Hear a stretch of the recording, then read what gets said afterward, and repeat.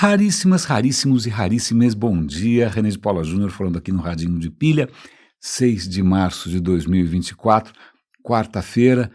Uau, a conversa foi boa. Ontem eu acabei esquecendo de comentar com vocês que ontem à noite eu tinha uma conversa marcada com Renato Lopes.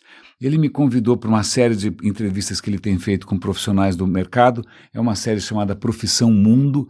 E eu esqueci, mas bom, de qualquer maneira eu divulguei isso em todas as minhas redes, tá? Acho que eu estou tão empolgado, né, com as minhas maluquices que eu acabei esquecendo. E, cara, a conversa foi ótima. Tá gravada, ela entrou como live no YouTube, eu vou dar o link para vocês. Foi quase 1h30 de conversa, provavelmente isso vai afetar as minhas cordas vocais pro episódio de hoje, porque eu falei muito, não é? Mas a conversa foi legal. O Renato tinha originalmente proposto um roteiro para a conversa, eu nem abri, eu falei, cara, eu não gosto de roteiro, né? Eu prefiro ser surpreendido, eu prefiro o improviso, né? Eu prefiro que a conversa flua espontaneamente, sem nenhum, se você tiver uma pauta sua interna aí, tudo bem, mas eu prefiro não saber, eu não gosto de me preparar para isso, eu gosto de manter justamente essa espontaneidade. E do que a gente acabou falando? A gente acabou falando bastante dessa história de carreira, que no meu caso é uma montanha-russa, que no meu caso é alguma coisa entre o movimento browniano e a segunda lei da termodinâmica, e também, mas acho que mais do que isso, né, sobre a questão de por que eu produzo conteúdo da maneira que eu produzo, por que eu não produzo conteúdo da maneira que outros produzem, o que eu quero com isso, onde isso vai me levar. Então, isso tem a ver, de uma maneira ou de outra, né, tangencialmente mesmo, não é nem tangencialmente, é diretamente com aquilo que a gente tem feito aqui todo dia, né, com essa saga que começou sem direção definida e continua também aqui ao sabor dos ventos. Então vocês estão convidados, eu vou dar o link, agradeço aqui ao Renato Lopes. Parece que uma boa parte dessa audiência, inclusive, é de profissionais em Portugal, o que é muito interessante. Talvez até uma razão a mais para vocês eventualmente darem uma espiada, é que eu coloquei uma camisa de abotoar, que é algo que eu não faço há muito tempo. Eu falei, bom, de repente eu estou falando aqui com o mercado mais formal, Angola, Moçambique, Portugal, sei lá eu, não, a comunidade lusófona, então acho que é melhor eu parar de ficar usando só camiseta, né, e vamos colocar uma camisa de gente grande. E foi engraçado eu mesmo me ver na tela com uma camisa de abotoar. Eu juro que caiu um pouco mais a ficha dos meus 60 anos. Ok, não são 60, são 59, mas por alguma razão qualquer eu sempre arredondo a minha idade para cima. Bom, isto posto, eu acabei de avançar um pouco mais num vídeo que eu comecei a ver ontem à noite, que por uma extrema coincidência, uma coincidência muito interessante, ele complementa algumas coisas que a gente estava conversando ontem. Ontem eu estava aqui tentando colocar as minhas ideias em ordem e compartilhar com vocês de onde sai a minha visão, onde ela se fundamenta, né? Ela se fundamenta numa visão um pouco diferente do que é o indivíduo, do que é existir. Eu estava tentando colocar isso ontem, e eu estava justamente comentando sobre alguns princípios da nossa própria relação com o mundo, né? Eu estava dizendo, olha, a gente não vive no presente. Não vive no presente porque o que está acontecendo no presente, o cérebro demora para processar. Quando ele consegue processar alguma coisa, ele está atrasado. Como ele está atrasado e não quer levar bolada nas costas, o que ele apresenta não é a conclusão sobre o passado, o que ele apresenta é uma projeção sobre o futuro.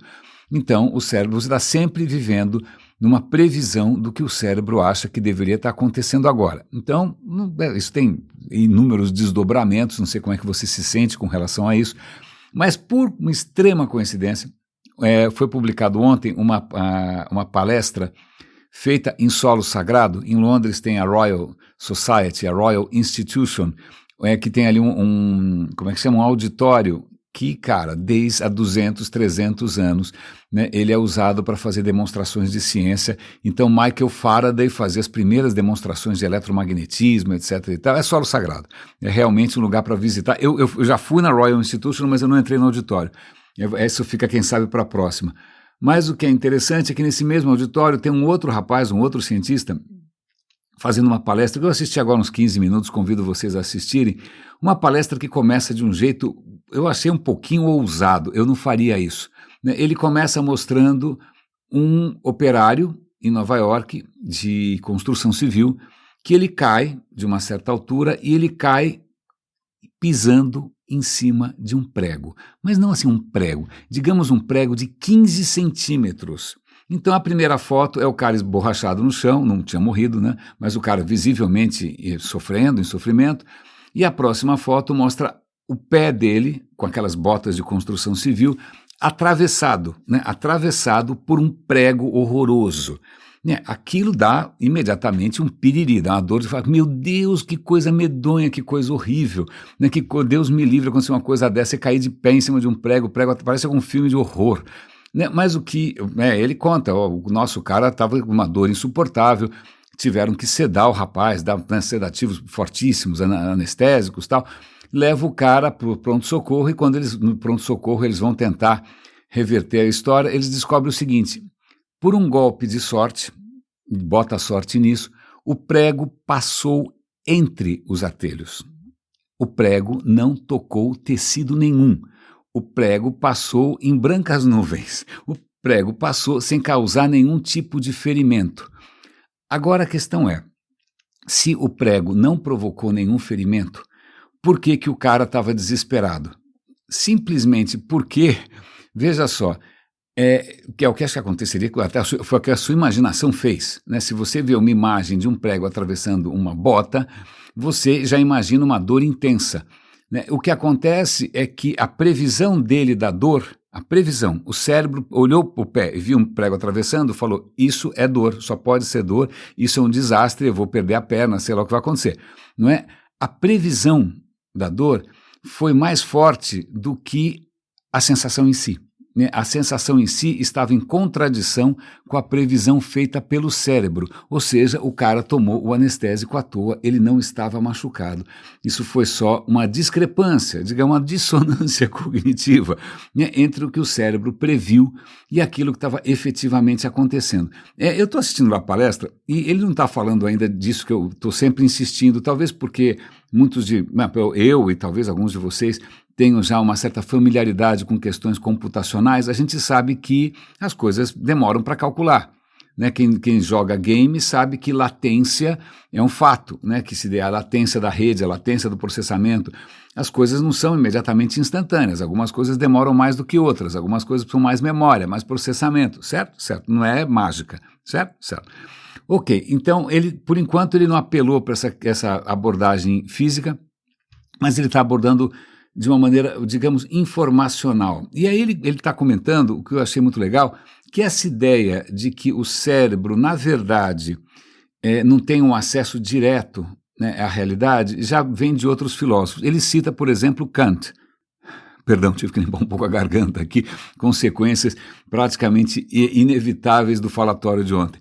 Pois bem, o Kant, eu não sabia, eu não sou um profundo conhecedor de Kant, eu não vou fazer de conta aqui que eu sou algum douto, né, erudito em filósofos, né, importantes não sou, né, eu sou um superficial, mas ele vai citar outros cientistas, Helmholtz e outros pensadores, que já estavam começando a perceber que, olha, veja bem, né, talvez a gente não tenha... E aí ele contrapõe isso com um desenhinho, com uma ilustração, que acho que é do livro do Descartes, René Descartes, meu xará, né, ele achava que você tinha dentro da sua cabeça como se fosse um espectador lá, que ele achava aquela glândula pineal, que, para minha tristeza, acaba sendo utilizada para outras teorias curiosas.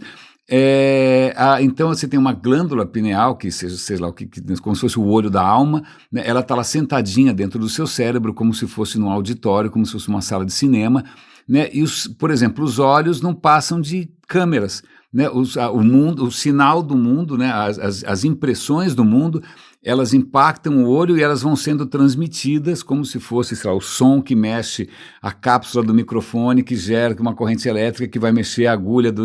Não, então, o mundo causa uma impressão física, essa impressão ela é introjetada, dentro do seu cérebro, né? E aí finalmente ela atinge esse lugar que é como se fosse, né, um crítico de cinema sentadinho comendo pipoca, né? Eu acho que na verdade isso até corresponde à intuição que a gente tem da gente mesmo.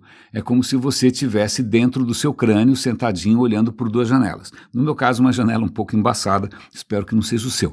Né? Então tinha essa impressão que existe um mundo lá fora e esse mundo provoca impressões diretas, como se fosse um selo, como se fosse um carimbo, né? Dentro da sua cacholinha e lá dentro tem alguém que é a consciência, certo? Certo? Não. Não. Porque a questão é muito interessante, que é a seguinte, na verdade, isso seria maravilhoso se o cérebro não tivesse uma capacidade, uma velocidade infinita, né? Se ele não precisasse organizar essas informações, mas ele precisa organizar, porque essa informação não chega como um negativo de filme, ela chega em sinaizinhos elétricos que não fazem o menor sentido, a menos que você organize, né? Se eu pegasse a minha gravação e olhar os zeros e uns, você vai olhar um monte de 0 e 1, você fala, isso aqui é o quê? Um nude do Renezinho, é uma gravação, é a cura do câncer, é 0 e 1. Então o cérebro está recebendo vários sinais eletroquímicos, ele não sabe o que é, ele precisa de tempo para organizar. Então, digamos que não é assim que funciona. Não é? E aí o que acaba acontecendo, e isso eu estou achando muito interessante, e eu estou louco para ver o resto desse vídeo, é que, ok, já que eu não tenho tempo para ficar, não dá tempo, né, eu vou estar sempre atrasado, devagarinho eu vou construindo um modelo do mundo. Eu crio um modelo do mundo, como se fosse uma realidade virtual, né? Eu vou criar aqui um Minecraft na minha cabeça, então eu vou imaginar que, bom, eu estou dentro, eu criei um modelo dessa sala. Eu não preciso olhar para trás para saber que ali tem um armário com espelho, atrás desse biombo acústico aqui tem uma parede com umas espumas, tem várias gavetas, eu sei mais ou menos o que tem em cada gaveta. Eu criei um modelo na minha cabeça desse quarto, certo? Certo. Então, como eu tenho um modelo na minha cabeça, mais ou menos como um game, né? Você entra dentro de um cenário de jogo, o cenário já está lá, não é? Já está armazenado, e aí eu entro, né? E o que acontece, aí vem a parte mais, para mim, reveladora, mais, sei lá, eu achei isso muito legal. Em princípio, se você entrar no quarto e o quarto estiver rigorosamente igual, o cérebro apresentou para você só o modelo. Ele não apresentou o quarto, ele apresentou o modelo.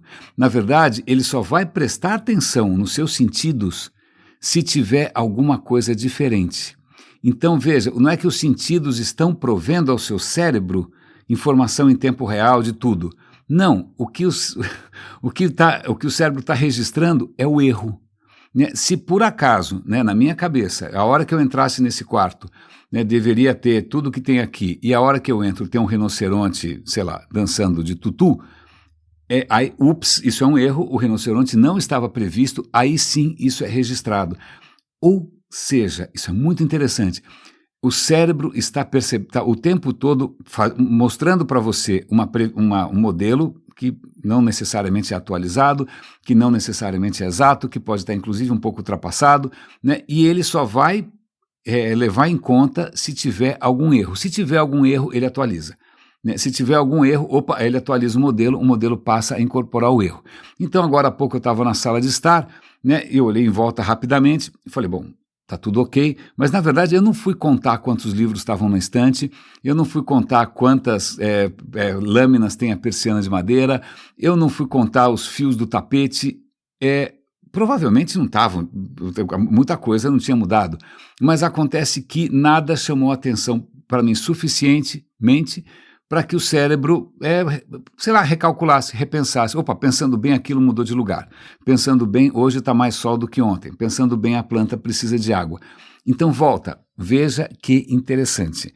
Essa é uma questão, isso não é um defeito, essa é uma estratégia para lidar com a simples questão de que as coisas não são infinitas e que as coisas não são instantâneas, que tudo demora um tempo, tudo demora um processo. Né? Então, já que, né, a gente não consegue estar 100% no presente, vamos apresentar uma previsão o tempo todo, e isso significa que a nossa experiência da realidade, como já falamos aqui de Anil Seth e outros cientistas, é uma alucinação controlada.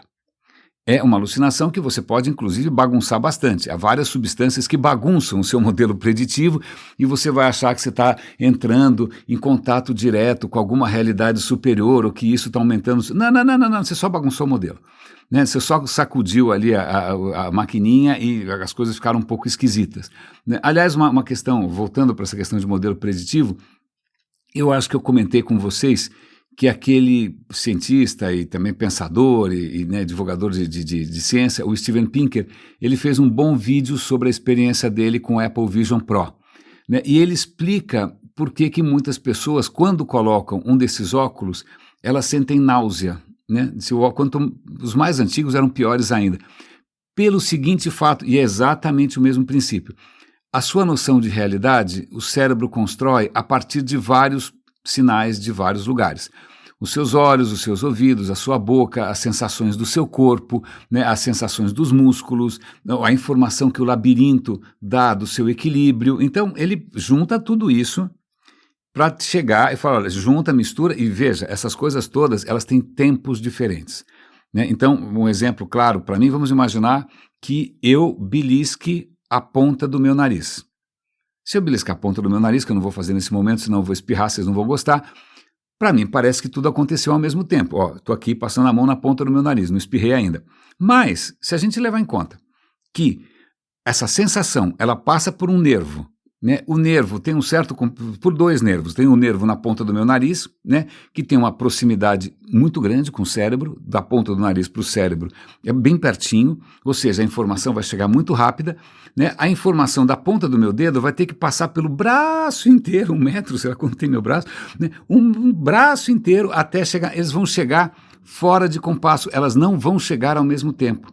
Mesmo assim, o cérebro vai compatibilizar e você vai ter a percepção de que elas chegaram ao mesmo tempo, mas não chegaram, certo? Certo. Então, o cérebro fica o tempo inteiro como se ele fosse um contador, né, ali harmonizando as contas, né, equilibrando as contas e soltando um relatório como se tudo estivesse bem. O que acontece quando você coloca um óculos desses de VR, AR, tanto faz, é que a imagem, como ela requer processamento, ela acaba ficando um pouco atrasada.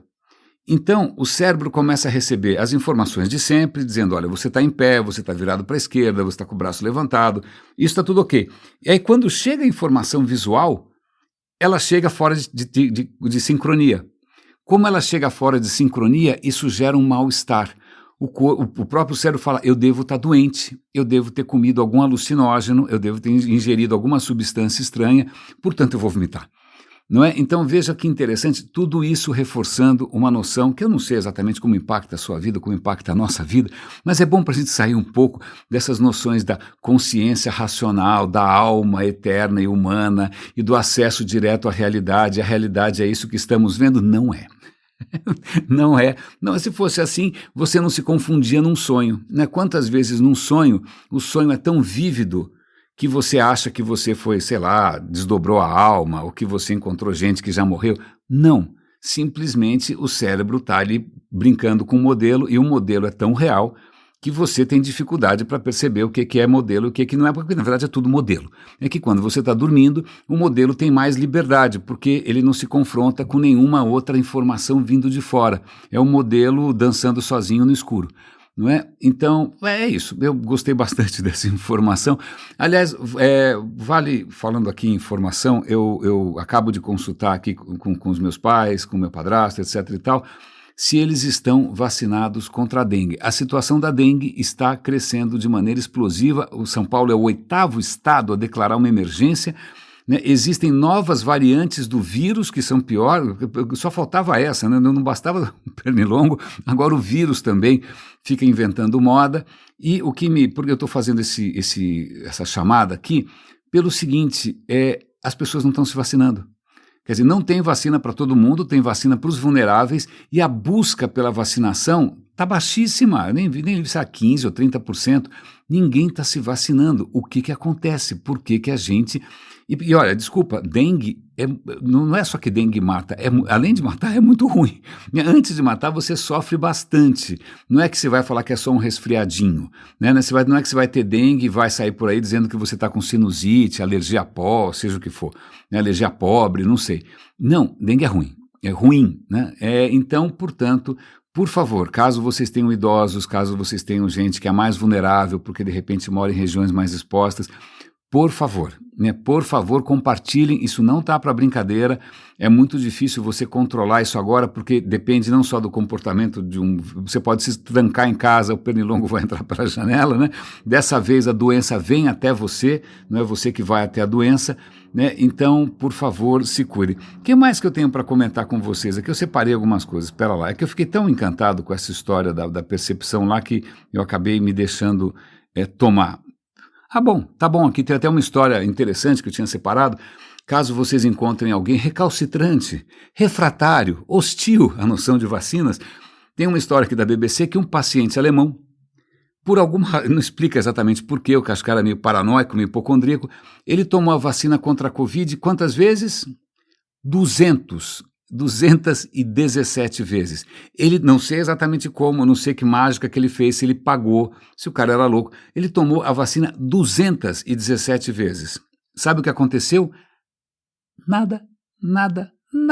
Ele não virou jacaré, ele não desenvolveu, sei lá o quê, esclerose múltipla, não aconteceu nada. Então, se você precisa de uma evidência de que tomar vacina não é alguma coisa assim que vá mexer com alguma coisa sagrada, com o Espírito de Deus dentro de você vai virar de uma hora para outra um ateu, não. 217 vezes e aparentemente o cara não pegou Covid, então pelo visto funcionou. Mas tem uma questão interessante aqui. Ontem eu estava avançando, eu estou fascinado com essa história de livre-arbítrio, etc. e tal. Eu estava avançando num dos livros do Robert Sapolsky, que eu recomendei ontem mesmo, e ele estava falando sobre o comportamento humano, né, sobre do que o ser humano é capaz, até que ponto, e assim vai. Ele estava falando de exemplos não muito positivos, né, a nossa capacidade estranha para a violência, que parece ser relativamente inata, mas que não é monopólio nosso. Né, outros primatas, ele vai falar justamente isso, olha, nós somos mamíferos têm compaixão, mamíferos têm empatia, mamíferos ensinam seus filhos, mamíferos têm saudade, mamíferos sentem luto, né, mas também mamíferos podem ser, primatas também podem ser gratuitamente violentos. Aí ele vai definir quais são as formas de violência, se é autodefesa, se é agressão pura e simples, se é sadismo e tal. E aí ele vai contar, e aí eu vou agradecer aqui ao ChatGPT, que tem sido meu historiador de plantão, sobre um episódio que eu não conhecia. Então vamos primeiro fazer aqui um pequeno exercício de geografia, porque geografia é dos meus calcanhares de Aquiles, eu sou péssimo em geografia. Então tá bom, Indonésia. Eu lembro quando eu fui para a Singularity University em 2011, tinha um rapaz muito simpático da Indonésia. E eu falei, pô, você é da Indonésia? A primeira pessoa que eu conheço da Indonésia. Aí ele começou a falar fatos da Indonésia, eu falei, E eu esqueci tudo de novo, e aí agora eu descobri que quantos habitantes tem a Indonésia? 60, 70, 80, 270 milhões de habitantes. A Indonésia é maior que o Brasil, ok? Você sabia? Não, nem eu. Então tá bom, a Indonésia tem 270 milhões de habitantes, é um país muçulmano, são 17 mil ilhas, bom, tem uma série de histórias, mas o que eu não sabia é que na década de 50, aliás, até vou para não confundir, porque os nomes são muito parecidos, certo? Quando foi essa história? A Indonésia, aqui, já sei. Em 67, 60 e poucos, eu já era nascido, um militar chamado Suharto, Suharto. Ele achou que realmente a Indonésia estava sendo ameaçada pelo avanço da esquerda comunista internacional. Ele deu um golpe militar, que ele chamou poeticamente de Nova Ordem, New Order. Não sei porque se isso, né, curiosamente, foi adotado depois por uma banda dos anos 80, que eu tenho bastante saudade. Mas, pois bem, New Order, na Indonésia, que me faz lembrar ordem e progresso na nossa bandeira, New Order foi um regime ditatorial que durou até quando, mais ou menos? Até 98. Coisa pequena, ele só ficou 31 anos no poder. Coisa pequena, imagina. Não é 31 anos no poder. E o New Order significa 500 mil mortes, ou talvez 1 milhão, nessa ordem de grandeza, porque ele estabeleceu um regime de caça a comunistas e também de caça a chineses que moravam ali na Indonésia. Não sei qual era o pretexto, mas, bom, ok, chinês, a China comunista. Em suma, ele começou um absoluto terror, né, perseguição, execução, prisão, né, e inclusive ataques a aldeias que eram vistas como hostis, né, aldeias que eram vistas como... E os ataques não era tipo, vou lá e, sei lá, com cacetete, dou uma... Não. Simplesmente dizimar, queimar para não sobrar ninguém, matar absolutamente todo mundo. E aí, curiosamente, no arsenal que era levado para dizimar esses vilarejos, né, vou repetir, 500 mil a 1 milhão de pessoas morreram, né? Eles levavam uma bandinha com instrumentos típicos, cornetinha, sininho, uma festa, guirlandas. Aí o repórter pergunta para um desses militares, que obviamente executavam ordens, né, o que essa categoria parece fazer, parece que é uma marionete, por que vocês levavam uma bandinha? É mais bonito. É mais bonito, né? Quando você está trucidando inocentes, crianças, pessoas, né, em posição vulnerável, você está ali queimando todo mundo, toca uma bandinha aí, faz parecer aquela história do Apocalipse Sinal, né? Que o cara toca Wagner quando ele está bombardeando as coisas com napalm. Mas já que eu estou falando aqui do nosso querido ChatGPT, eu estava outro dia revendo uma fala do Yuval Harari, e ele cita um conflito que teria sido uma das maiores matanças da história, um dos conflitos armados mais sangrentos, talvez maior do que a própria Primeira Guerra Mundial. Né? E aí eu vou citar essa história não só por alguma atração mórbida pela violência humana, mas pela capacidade de modelos preditivos. Imagina que fosse o seguinte, né? Como a realidade, na verdade, supera qualquer modelo que você possa imaginar, né? Qualquer previsão e tal. Vamos imaginar que eu chegue para você e falo, olha, eu tenho um roteiro aqui para uma série na Netflix, é o seguinte, China, tá bom? Opa, legal, na China, o mercado vai ser grande e tal. Então, China século XIX, pô, legal, uma época meio tensa, vários conflitos, etc e tal. Então, no meu roteiro, um cara, ele vai encasquetar que ele é irmão de Jesus Cristo. Você fala, hã? Ele vai encasquetar que ele é o irmão de Jesus Cristo e ele vai liderar um movimento messiânico, né, de revolta contra a dinastia dominante, que é a dinastia Qing, e aí vai se seguir a saga do irmão do Jesus Cristo, né, na China, diga-se de passagem, contra... Aí o cara fala, mas ficou louco, tenha santa paciência, inventa alguma outra história, isso não tem pé nem cabeça, onde já se viu, pelo amor de Deus. Então, bem-vindo, eu acabo de introduzir vocês muito singelamente a rebelião Taiping. A rebelião Taiping, quando é que aconteceu essa história? Final do século XIX, 1850, por aí, não vou lembrar direito não. O que acontece? Um maluco efetivamente inventa que ele é o irmão de Jesus Cristo e que ele vai implementar na Terra uma nova utopia religiosa. Imagina, vai substituir... Bom, ok. Uma nova utopia religiosa. E sabe quantas pessoas morreram? Eu vou ver aqui mais ou menos quantas pessoas morreram. Espera aí. A rebelião Taiping, segundo o ChatGPT, é considerada um dos conflitos mais letais da história, com uma conta aí das mortes de 20 a 30 milhões de pessoas que morreram, né, pelo combate, morreram de fome e morreram de doença. Então, veja, o coitado do cérebro que está tentando criar um modelo preditivo, das pessoas que estão tentando criar narrativas, eu estou tentando criar previsões, realmente a natureza humana é muito desconcertante. Quando você agora anota aí coisas que só você sabe, porque você escuta o radinho, ninguém mais sabe, não é? Como é que, de repente, o irmão de Jesus Cristo foi parar na China e hashtag deu ruim. Mas eu quero acho que comentar com vocês também algumas notícias de ciência que eu gostei bastante. Uma delas é um pouco mais é uma data importante, né? A noção de Big Bang, a noção de que o universo tenha começado não, sei lá, em alguém ocioso que tinha uma semana sem fazer nada, né? Mas que há 6.000 anos resolveu criar tudo de uma vez. Não, a noção do Big Bang é que, sei lá, pelas nossas contas atuais, há mais ou menos 13,8 bilhões de anos, o universo estava tudo num lugar só, e esse tudo num lugar só, muito apertadinho, muito espremidinho, se expandiu rapidamente. Né? E todo mundo conhece isso pelo nome de Big Bang. O que é mais interessante é que quem deu o nome de Big Bang a esse tipo de teoria, né, de um universo inicial muito compacto que se expande, não foi ninguém que acreditava nessa teoria, foi um detrator. Foi um detrator, porque veja, há 100 e poucos anos atrás, a gente hoje sabe mais ou menos como o universo é colossal. Naquela época, não.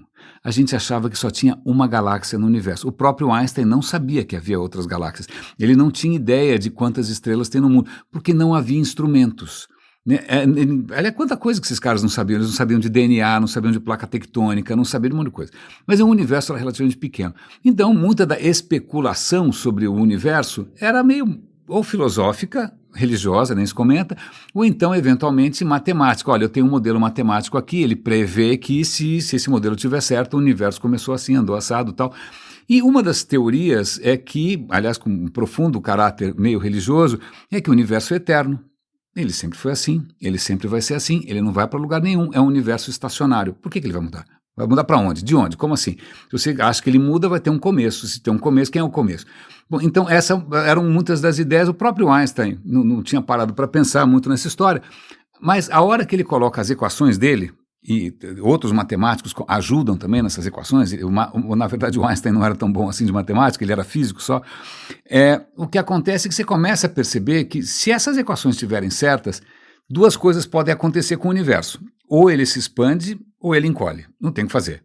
E aí o Einstein fica super incomodado, ele fala, cara, isso não pode ser, porque se fosse para encolher, ele já tinha encolhido, essa história de expandir na direção do quê? Aí o próprio Einstein faz uma maracutaia lá com a equação dele, ele bota um valor ali que era uma completa invasão, né? Ele bota um valor meio imaginário para, olha, isso daqui explicaria por que o universo é estacionário.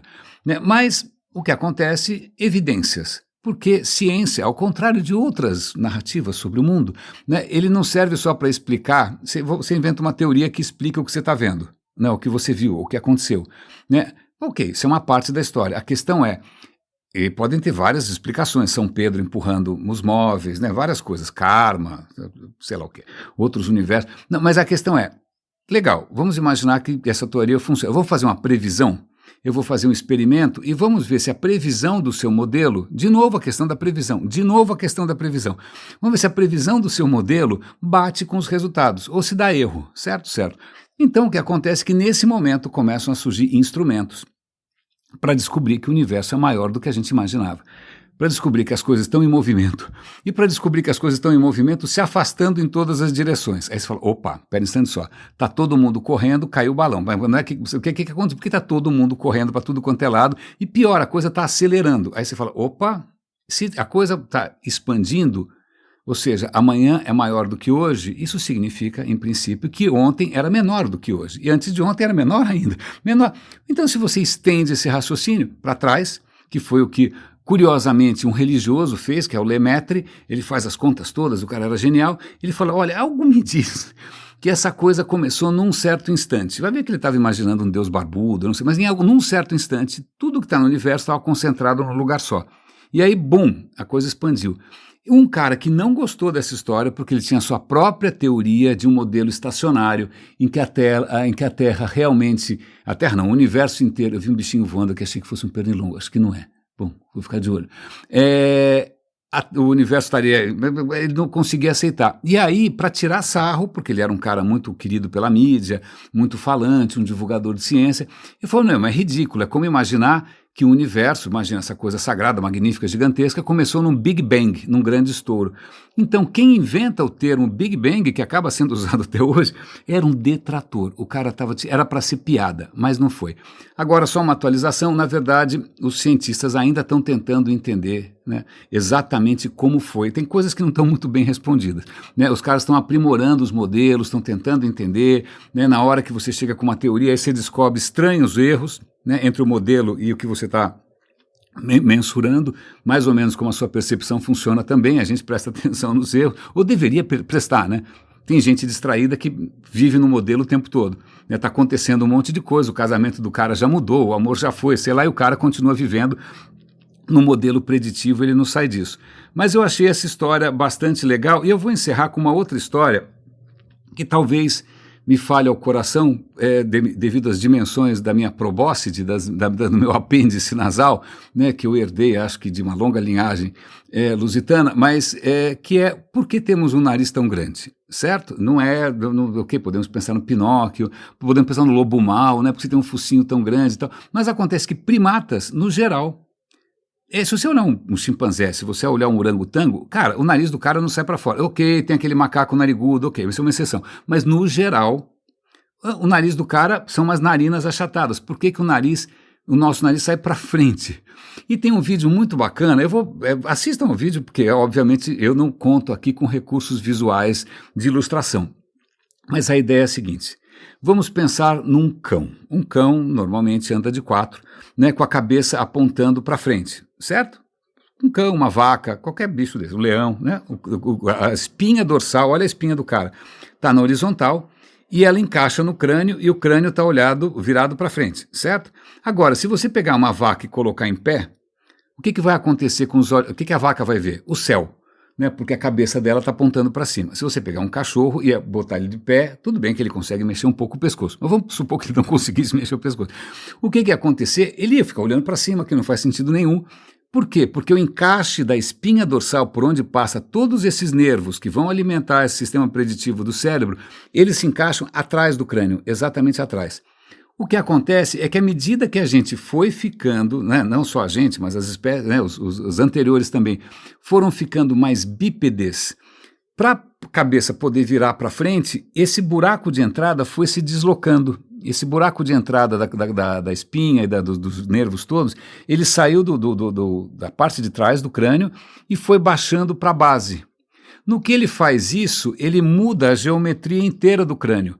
E aí isso acaba fazendo com que a mandíbula mude um pouco de posição, aí rearranja tudo, certo? Essa é a primeira questão. Você anda de pé e a sua coluna encaixa embaixo.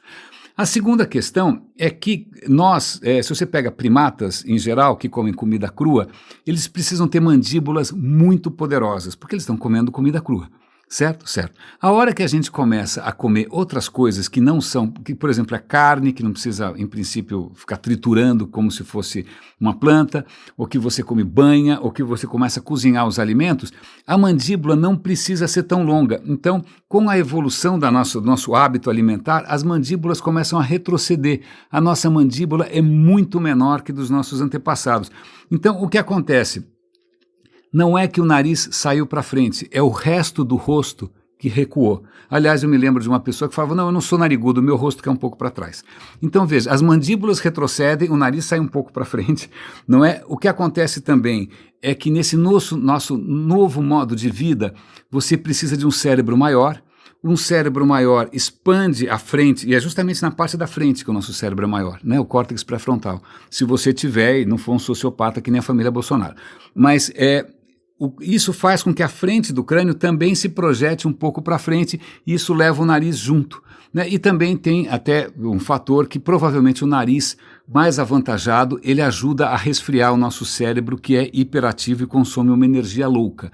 Então, caso alguém um dia insinue, né, sobre, sei lá, as proporções um pouco desmesuradas, né, do seu apêndice respiratório olfativo, você pode dar uma perfeita aula de evolução. Você não vai falar que foi um castigo divino, ou você não vai falar que você foi abençoado por Deus nem nada. Você vai falar, cara, essa foi a nossa evolução, nós temos um nariz aqui. Eu vou até apontar um vídeo muito interessante, tem um podcast de um cara chamado René de Paula no Radinho de Pilha. Você nunca ouviu falar? Certamente não, porque ele é orgânico, ele não faz anúncio, ele só depende do boca a boca, e por isso que a gente está mais ou menos estacionado, é um universo estacionário, né? A gente tem mais ou menos o mesmo número desde o começo, mas é isso.